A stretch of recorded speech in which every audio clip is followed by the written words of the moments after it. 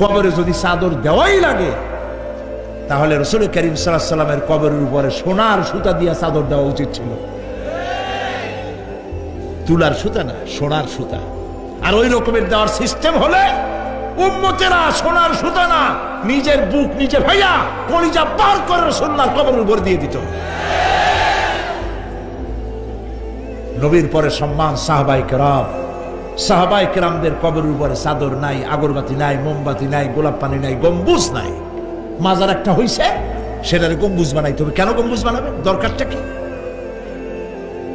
তওবা করুন, জিন্দেগিতে আর কোনোদিন মাজারে কোনো সাহায্য করবেন না, এক পয়সাও না।